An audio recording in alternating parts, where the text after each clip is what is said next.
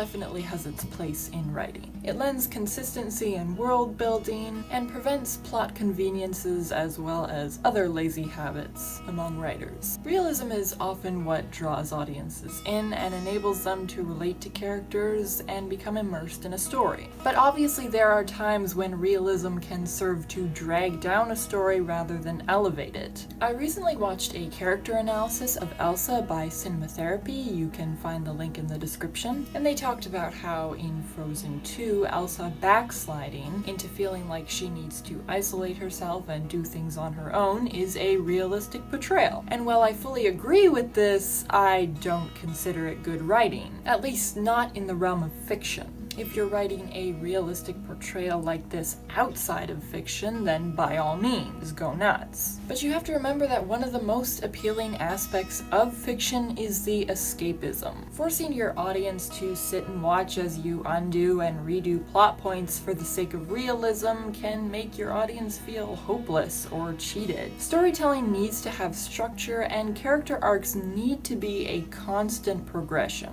To help make my point, let's take a look at Zuko from Avatar: The Last Airbender and Catra from She-Ra. Both these characters are considered golden standards for redemption arcs, and for good reason. Now you might be thinking, wait, both these characters have experienced backsliding at one point or another, and my answer to that would be yes and no. Zuko and Catra don't actually join the heroes until the final seasons of their shows, giving their stories plenty of time to breathe. So for both characters, there's a point where they reach a sort of neutral ground, or crossroads as Uncle Iroh puts it. The ins and outs of their personalities, their strengths and weaknesses, their wants and needs have all been made clear to the audience, and it's time for the character to make the ultimate decision: join the heroes or serve a greater evil. Zuko chooses the latter, leaving his disgraced past behind to rejoin his family, and while yes, this is backsliding, it's simultaneously a progression because the lessons he's already learned